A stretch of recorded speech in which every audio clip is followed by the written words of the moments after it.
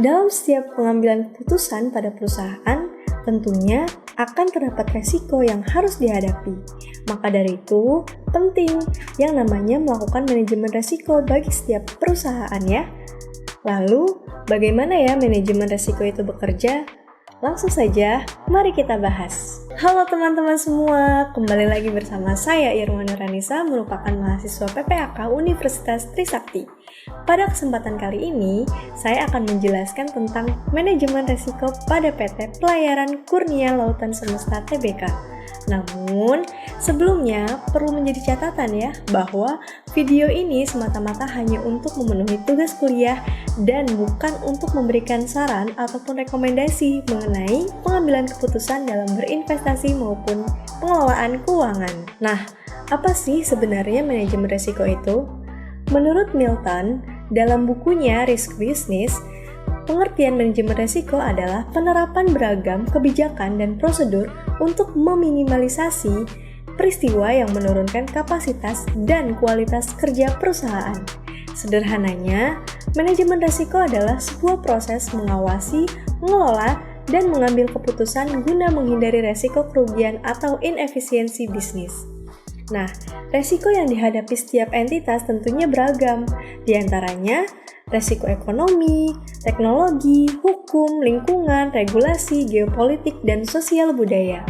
Lalu, bagaimana ya langkah-langkah dalam melakukan manajemen risiko? Terdapat 5 langkah proses dalam manajemen risiko korporat. Di antaranya adalah yang pertama yaitu perlu melakukan identifikasi risiko. Yang kedua, melakukan analisis risiko. Yang ketiga, itu mengevaluasi risiko. Dan yang keempat, memitigasi risiko. Serta yang kelima, yaitu melakukan pemantauan risiko.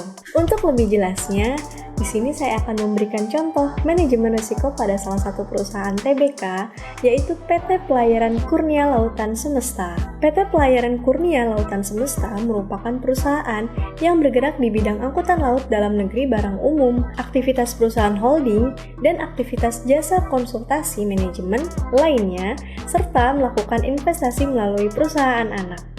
Nah, pada prospektus awal PT Pelayaran Kurnia Lautan Semesta yang diterbitkan pada 23 Mei 2023 disebutkan khususnya pada poin 9 yakni faktor resiko, yaitu dalam menjalankan kegiatan usaha, perseroan menyadari bahwa resiko merupakan bagian yang tidak terpisahkan dalam setiap kegiatan operasionalnya dan dapat mempengaruhi hasil usaha dan kinerja perseroan apabila tidak diantisipasi dan disiapkan penanganannya dengan baik. Resiko-resiko tersebut harus dikelola dengan baik dan akuntabel.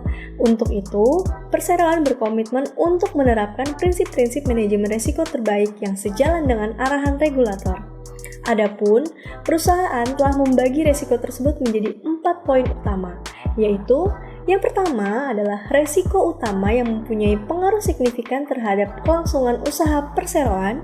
Yang kedua, resiko usaha yang bersifat material, baik secara langsung maupun tidak langsung yang dapat mempengaruhi hasil usaha dan kondisi keuangan perseroan dan perusahaan anak.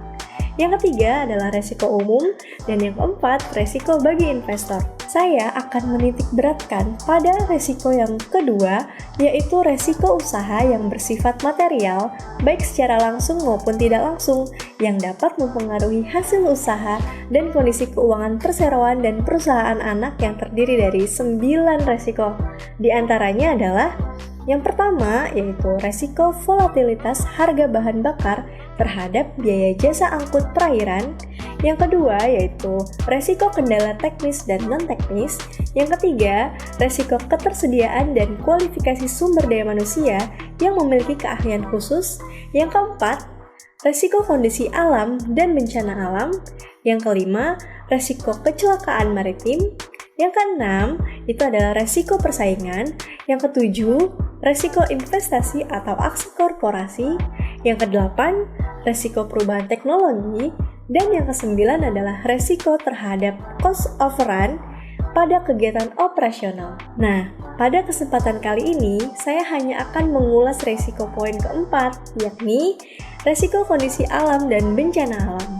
di mana kegiatan usaha perseroan terkait pada pengangkutan laut yang sangat bergantung pada kondisi alam.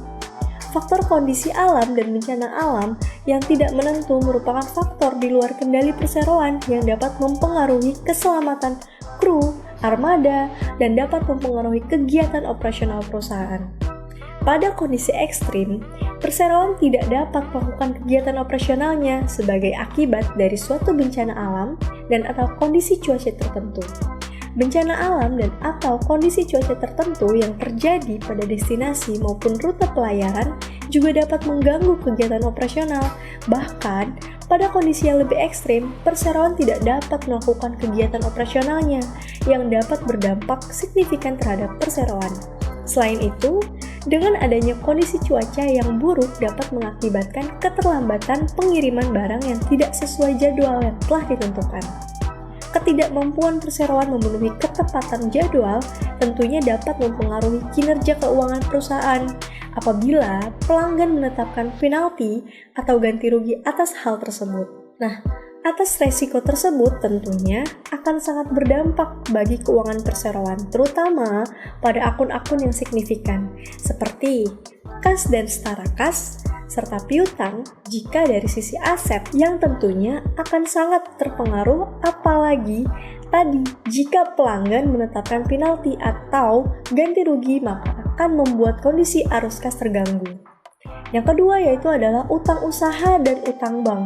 Jika dari sisi liabilitas yang tentunya dapat terjadi peningkatan utang karena perseroan membutuhkan dana untuk memulihkan keadaan pasca bencana ataupun memitigasi bencana tersebut. Serta yang ketiga adalah pendapatan dan beban jika dari sisi laba rugi yang pastinya akan sangat berdampak karena kondisi alam tersebut akan menimbulkan beban yang meningkat signifikan pada posisi pendapatan yang justru akan menurun sehingga perseroan akan mengalami kerugian. Nah, maka dari itu, manajemen risiko haruslah bekerja sebaik mungkin untuk dapat meminimalisir dampak risiko tersebut melalui berbagai kebijakan, prosedur, dan proses yang tentunya tidak terlepas dari aktivitas evaluasi, mitigasi, dan monitoring. Itulah pembahasan mengenai manajemen risiko. Semoga bermanfaat dan dapat menambah pengetahuan serta pemahaman teman-teman ya. Terima kasih, dan see you!